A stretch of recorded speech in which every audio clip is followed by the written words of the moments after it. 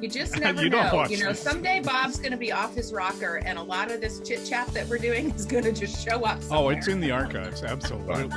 I'll be long gone. Not necessarily.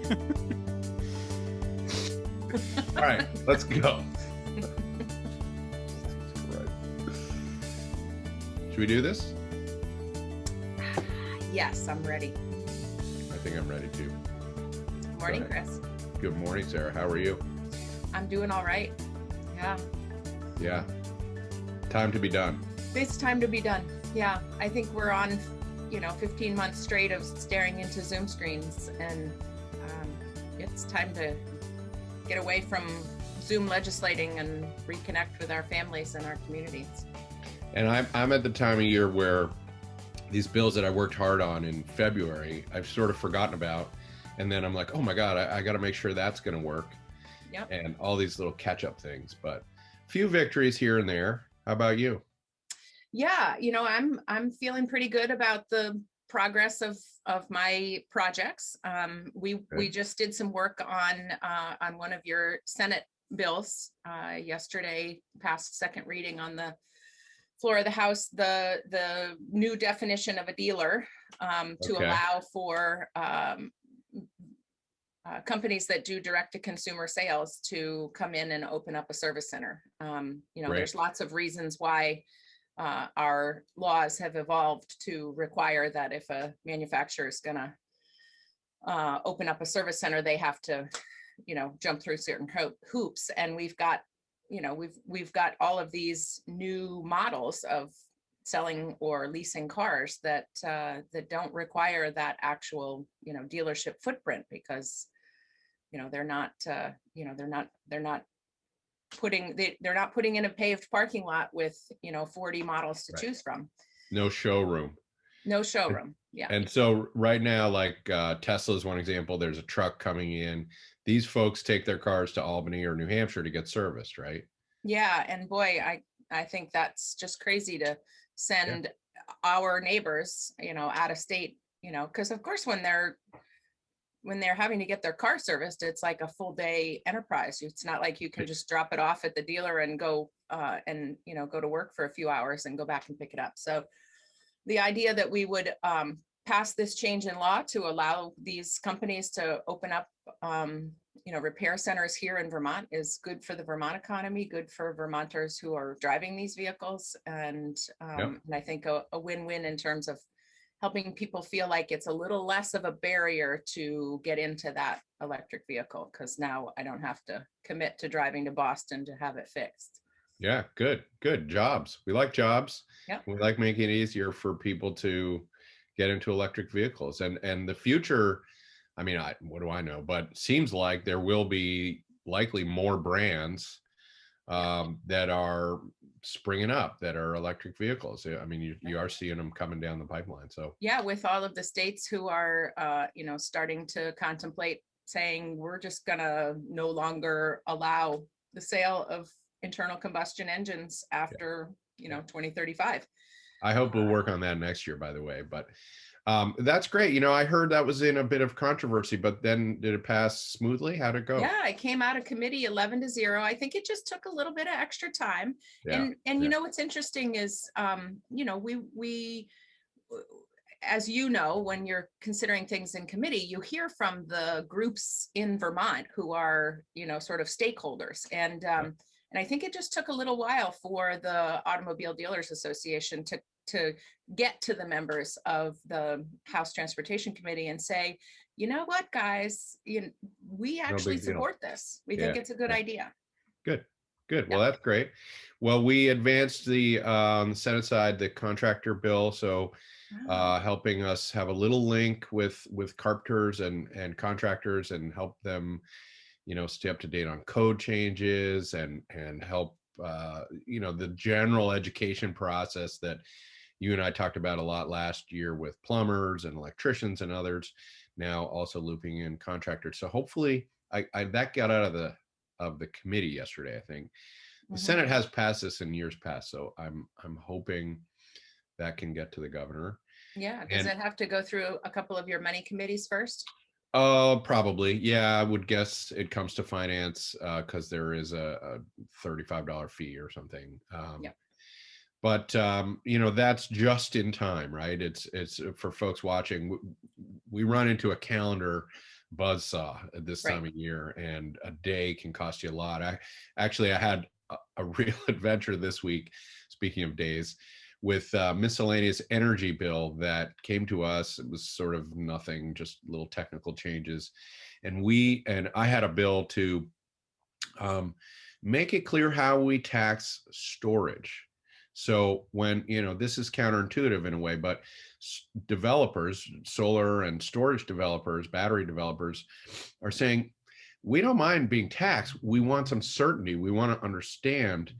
And this is a new thing. And so how do you deal with the property tax on something that is 10 by 10, and we've done this particularly with energy, with windmills and other things over the years. We've come up with so-called capacity tax. So the whatever the battery can produce, you tax it based on that. So the point is, the developers and the utilities, everybody kind of wanted some clarity, but the bill, it just went through one of those things in committee where we were maybe not going to get it, and waiting until next week meant we couldn't get it back to the House in time, blah, blah, blah. And I just said, Madam Chair, please. And next thing you know, Does that work? yeah, in this case, it worked. I don't know why. Tell my committee members that. Yeah, no. So it advanced, and that'll be on the floor on Tuesday, and it's still tight timeline to get it back to the House, but if the utilities and the Department of Public Service and the renewable energy folks are all showing up, and even the League of Cities and Towns showing up, Right. so When it's you a get small alignment thing. with those groups, I think Yeah. you're doing all right. Yeah, and typically that will mean that the committee can say, "Oh, all right, no big deal here, nothing to worry about." But anyway, that was a hopeful little piece that actually, you know, unfortunately we're always left nibbling, but this is a significant nibble because we would like to see storage across the state, and actually in a very small scale, it's already there. What we're talking about with this bill is the larger scale, sort of grid level storage that has us particularly handle solar, which is producing in the daytime. How do you keep it running at night? Well, you need batteries, and so Yeah, and this is sort of a mundane detail, but when you think about our energy needs, we want to get off of those, New England grid facilities that are flipping a switch and turning on some natural gas generation during those peak times, the dead of night in the winter, when we have a lot of electricity needs. So we want to get that storage distributed out among the grid so that we've got power that we can draw when we need it, and we don't have to turn on those polluting generators. Well, and cost wise too, you're right that accessing the natural gas and the nuclear energy on the grid is not what we want from a climate perspective, but also from a cost perspective. If you think of this as your electricity during the day, what really happens is people come home from work, and then they go to bed, and it goes up and down the draw on the grid. And what is better for the people buying power and for ultimately consumers is to just flatten it out. And so if when solar is high but everyone's at work, you can store all of that, then you have the capacity to, through the storage, to flatten it out, and that will bring rates down. That will mean we depend less on these fossil fuel sources, and ultimately have a much more resilient, greener grid. So here's hoping. There's smart people working on this, but you also are always battling against the utilities that want to make more money and want to not spread it around to the solar people, and they just as soon drive the capacity. So it's a fascinating balance always, but anyway, small victory. Hopefully that gets through the process. What else is out there? people might Well, want we've to know. got a budget conference committee that's sort of churning around, trying to hammer down the last few details. I don't know about you, but I'm working quietly on my side to say, hey, let's make a big investment. Let's make sure that we put this money into things that will hit that triple win, stimulating the economy, saving Vermonters money, creating new jobs. And so, there's a lot of tension going on and a lot of conversations. So folks who are following the details of that, bless you, because it's a lot to follow. But it's definitely starting to feel like we're going to get out of here at some point in the next week or so. What do you That'd think? be good. I think likely, maybe it dribbles into the next week, but I hope not. And what a world. I mean, we're sort of locked in 100 million for climate investments in the next year or two. And now we're saying, is there any chance we could get a little more? About two. How many times have you and I argued to get another 500,000? I know. Out of state budget. So it is really transitioning, and I'm hopeful. And the White House and Congress seems intent to make up for some lost time, particularly on climate and infrastructure. And we did get the broadband bill moving. This is also part of Vermont's future economy. So hopeful that will cross the finish line in some capacity and represents potential investment that, not a green investment, but certainly facilitating a lot more working from home and businesses in our rural economy that could help localize our purchasing and even food systems and things like that. Yeah. Oops. Yeah. My cat would like to join us here. Hello, Baxter. Baxter, how's it going, buddy? Hi, buddy. Hi. Working from home, you gotta love it. So folks should know we it's now Friday. This video comes out usually early in the week, so we're in the last few days.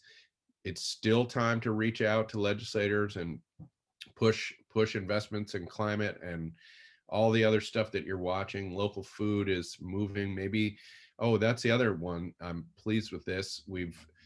I believe both sides are, maybe the House is in the process of agreeing on a incentive to schools to buy local food. And this has the potential to set up some markets for not a huge investment, but really letting our farmers and food producers know that we really mean to create a stable customer base in our institutions, right? So a vegetable farmer can say, well, maybe I will hire that extra person to help me because the school down the street is going to be here every year. That's something I've been working on in ag, and I think now we have basically consensus that we can get that across the finish line. Baxter's happy with that. Baxter says thank you. He likes local food. Yeah, that's a really neat program, and I know that it really helps, especially with those elementary school kids who are learning about, where does our food come from? And when you've got a school that's linked with local food producers, oftentimes the kids take that information home with them and help their parents to recognize that, oh, hey, we can, instead of going and buying these, tomatoes from California, we can go down to the local farm stand or sign up for a CSA for the summer. And that just keeps more of our dollars local, produces more of our food here. And it's a win-win. Well, so no big announcements for folks this week, but plodding along in the nitty-gritty of the legislative process. And thanks to Bob the Green Guy, and to Baxter. Bob for recording us and making us look as good as possible each week. Thank you. Good luck with that, Bob. See you soon, Sarah. See ya.